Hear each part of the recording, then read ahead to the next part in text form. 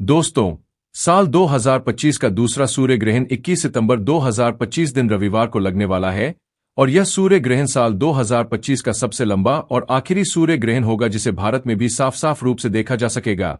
लेकिन यह सूर्य ग्रहण भारत में कितने बजे लगेगा और इसका सूतक का समय क्या होगा, साथ ही यह सूर्य ग्रहण कब समाप्त होगा, सारी जानकारी आज की इस वीडियो में आप सभी को बताऊंगी।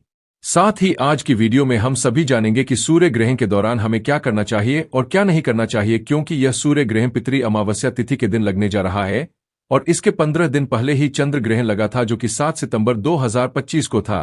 15 दिन के अंतराल में साल में पड़ने वाले दो बड़े ग्रहणों के बीच में हमारे जीवन पर इसका क्या प्रभाव पड़ेगा, इससे हमें कैसे बचना है, क्योंकि इसका प्रभाव से हमारी कुंडली ही नहीं बल्कि हमारी किस्मत पर भी इसका गहन प्रभाव पड़ने वाला है। तो ऐसे में आज की वीडियो में संपूर्ण जानकारी आप सभी को बताऊंगी।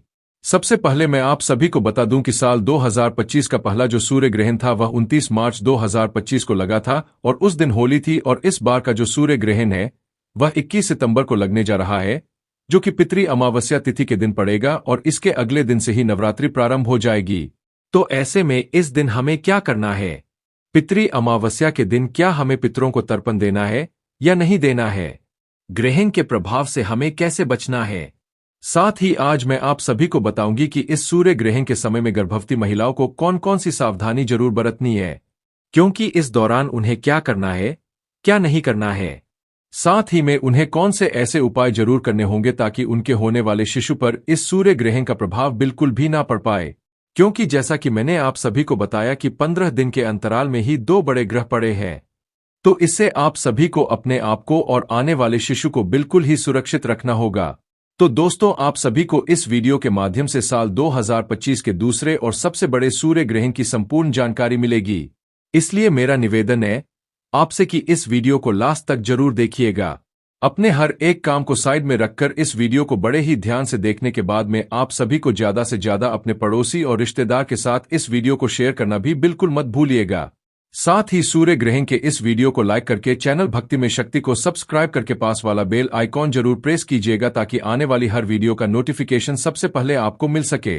तो दोस्तों, साल 2025 में कुल 4 ग्रहण पड़े हैं, जिनमें से 2 सूर्य ग्रहण और 2 चंद्र ग्रहण हैं। यानी कि इस साल 2025 में जो पहला चंद्र ग्रहण था वह 14 मार्च 2025 को लग चुका है। इसके बाद में 29 मार्च 2025 को सूर्य ग्रहण लगा था, यानी कि मार्च के महीने में हमने 2 बड़े ग्रहण देखे। 14 मार्च को चंद्र ग्रहण और 29 मार्च को सूर्य ग्रहण। इसी क्रम में सितंबर के महीने में भी 2 बड़े ग्रहण पड़ रहे हैं, यानी कि 7 सितंबर को चंद्र ग्रहण लगेगा और इसी क्रम में अंतिम साल 2025 का अंतिम सूर्य ग्रहण 21 सितंबर 2025 को लगने जा रहा है। आप सभी को बता दूं कि ज्योतिष शास्त्र में सूर्य ग्रहण को बड़ी ही अशुभ घटना के रूप में देखा जाता है, क्योंकि सूर्य ग्रहण के दौरान सूर्य पीड़ित अवस्था में होते हैं और अशुभ फल देते हैं, क्योंकि इस दौरान सूर्य की शक्ति बिल्कुल ही क्षीण होती है। इस समय वे कष्ट में होते हैं और इस दौरान हमें कोई भी शुभ फल की प्राप्ति नहीं होती है। तो इस समय हमें बिल्कुल ही शुभ कार्यों को करने की मनाही की जाती है। खासतौर पर कोई भी शुभ कार्य सूर्य ग्रहण के दौरान हमें नहीं करना चाहिए। सूर्य ग्रहण तब लगता है जब चंद्रमा पृथ्वी और सूर्य के बीच से गुजरता है और पृथ्वी पर अपनी छाया डालता है, जिससे सूर्य की रोशनी पूरी तरह या फिर आंशिक रूप से बाधित हो जाती है। यह घटना केवल अमावस्या के दिन ही होती है और जब चंद्रमा सूर्य के कुछ हिस्से को ढकता है तो इसे आंशिक सूर्य ग्रहण कहा जाता है, और जब चंद्रमा सूर्य को पूरी तरह से ढक लेता है जिसे एक पूर्ण ग्रहण कहा जाता है या फिर पूर्ण सूर्य ग्रहण कहा जाता है। आप सभी को बता दूं कि साल 2025 में 21 सितंबर को लगने वाला यह सूर्य ग्रहण एक आंशिक सूर्य ग्रहण होगा। इसमें पृथ्वी चंद्रमा को पूरी तरह से नहीं ढकेगी और यह सूर्य ग्रहण 21 सितंबर को अश्विन मास के कृष्ण पक्ष की अमावस्या तिथि को लगेगा। तो चलिए अब हम सभी जान लेते हैं कि साल 2025 का यह सूर्य ग्रहण किस समय लगेगा। तो देखिए, भारतीय समय के अनुसार रात 10:59 से लेकर आधी रात करीब 3:23 तक यह ग्रहण लगने वाला है। इस ग्रहण का मध्य रात 1:11 पर होगा। इस सूर्य ग्रहण की कुल अवधि करीब 4 घंटे 24 तक रहेगी। और अब बात कर लेते हैं कि इस सूर्य ग्रहण के सूतक काल का हमें कब से पालन करना होगा। तो देखिए, चंद्र ग्रहण में जब भी ग्रहण लगता है तो सूतक काल 9 घंटे पहले से प्रारंभ होता है, लेकिन वहीं सूर्य ग्रहण में जब ग्रहण लगता है तो सूतक काल 12 घंटे पहले से मान्य हो जाता है। यानी कि आपको सुबह 11 बजे से ही इस सूतक काल का पालन करना होगा। इस सूर्य ग्रहण के समय में विशेष रूप से सावधानियां बरतनी होगी। खासतौर पर गर्भवती महिलाओं को इस समय विशेष सावधानी बरतने की आवश्यकता है, क्योंकि ग्रहण का सीधा प्रभाव गर्भ में पल रहे शिशु पर पड़ता है। इसलिए सूर्य ग्रहण के दौरान गर्भवती महिलाओं को घर से बाहर नहीं निकलना है। चाहे कितना भी जरूरी कार्य क्यों न हो, गर्भ में पल रहे शिशु के ऊपर इसकी छाया मात्र भी नहीं पड़नी चाहिए। साथ ही ग्रहण काल के दौरान में गर्भवती महिलाओं को भगवान का ध्यान करना चाहिए, मंत्रों का जाप करना चाहिए और इस समय अपने पेट पर गेरू का लेप जो है वह आवश्यक रूप से जरूर ही लगा लीजिएगा। किसी धार्मिक पुस्तक का आप पाठ कर सकते हैं। गर्भवती महिलाओं को नुकीली और धारदार चीजों का प्रयोग नहीं करना चाहिए। इस दौरान हमें कोई भी चीज खानी पीनी भी नहीं चाहिए। अगर स्वास्थ्य ना ठीक हो तो ऐसे में आप सीधे ले जाए, लेकिन कोई भी कार्य ना करें। इस समय केवल मंत्रों का उच्चारण करें। ग्रहण काल के दौरान भगवान की कोई भी पूजा पाठ हमें नहीं करनी चाहिए। मंदिरों के पट बंद कर देनी चाहिए। ग्रहण काल के दौरान गर्भवती महिलाओं को गलती से भी सूर्य को नहीं देखना है। ग्रहण के समय गर्भवती महिलाओं को किसी भी बात की टेंशन नहीं लेनी है और इस दौरान गर्भवती महिलाओं को झुककर कोई भी कार्य नहीं करना चाहिए। इस समय सुई धागे का इस्तेमाल भी आप ना करें और ना ही कोई कढ़ाई बुनाई करें। ऐसा माना जाता है कि ग्रहण के समय प्रेग्नेंट महिला को धातु से निर्मित चीजों का प्रयोग भी नहीं करना चाहिए और ना ही उन्हें इस समय शरीर में धारण करना चाहिए। संभव हो तो ग्रहण खत्म होने के बाद गर्भवती महिला को स्नान आवश्यक रूप से करना चाहिए और ग्रहण के दौरान अपने पेट पर गेरू का लेप आवश्यक रूप से लगा ले। ग्रहण के समाप्त होते ही आपको अपने ऊपर गंगाजल का छिड़काव भी अवश्य ही करना चाहिए और अपने कपड़े उतारकर बदल देने चाहिए। ग्रहण के दौरान गर्भवती महिला को खाने में छोंक और तड़का भी नहीं लगाना चाहिए। इसके अलावा आप सभी को बता दें कि ग्रहण काल के दौरान पति पत्नी को शारीरिक संबंध भी नहीं बनाने चाहिए। ऐसा करने से आपके घर की सुख शांति खराब हो सकती है। यदि आपकी कुंडली में कोई दोष है तो इस समय ग्रहण के दौरान आप घर से बाहर ना निकलें, खासकर जिनकी कुंडली में राहु केतु का प्रभाव ज्यादा हो। आपको बता दें कि ग्रहण के दौरान तेल मालिश भी हमें नहीं करवानी चाहिए। ऐसा करने से त्वचा संबंधी रोगों का सामना हमें करना पड़ सकता है। दोस्तों, ग्रहण के समय तुलसी के पत्तों का विशेष महत्व होता है। इस समय तुलसी के पत्तों को तोड़ना अशुभ माना जाता है, तो ऐसे में आप ग्रहण से पहले ही तुलसी के पत्तों को तोड़कर अपने भोजन और पानी के हर एक चीज में सामग्री में जरूर ही डाल दीजिएगा और उसके बाद ही आप उसे सेवन करें।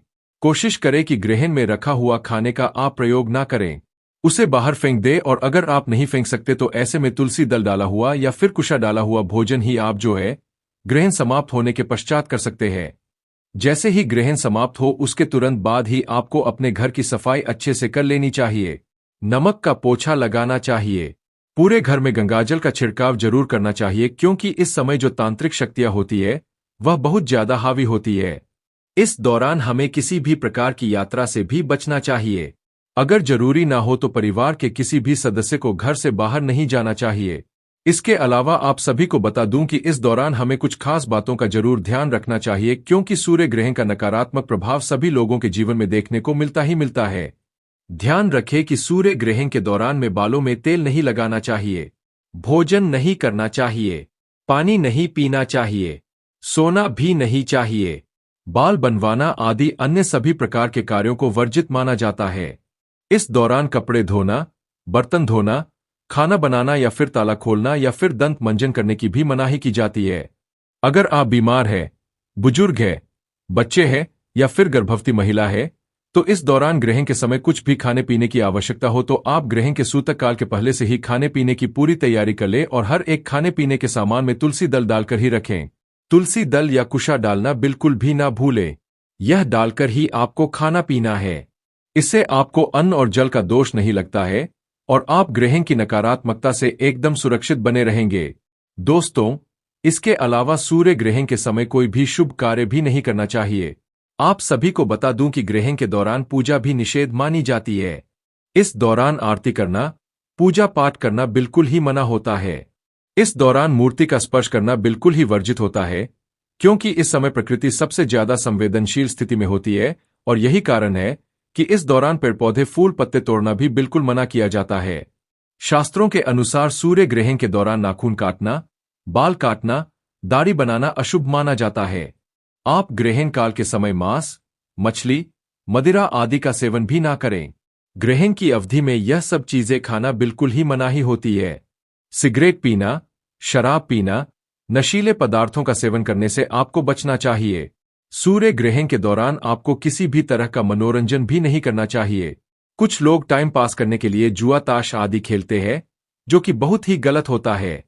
आपको बता दूं कि ग्रहण काल के समय में किसी दूसरे का दिया हुआ अन्न भी नहीं खाना चाहिए। उतरा हुआ वस्त्र भी नहीं पहनना चाहिए। उनका भार हमारे ऊपर आ जाता है और फिर 12 वर्षों का पुण्य हमारा नष्ट हो जाता है। एक बात का ध्यान रखें कि ग्रहण के दौरान बाहर का खाना खाने से भी हमें बचना है। इस दौरान सोना भी नहीं चाहिए। लेकिन गर्भवती महिला, बूढ़े, बच्चे अगर इन नियमों का पालन ना कर पाए तो ऐसे में आप सीधे लेट जाए और ईश्वर का ध्यान और मंत्रों का जाप करते रहें। ग्रहण के समय लड़ाई झगड़ा भी नहीं करना चाहिए। इस दौरान झूठ, कपट, बुरे विचारों से परहेज करना चाहिए।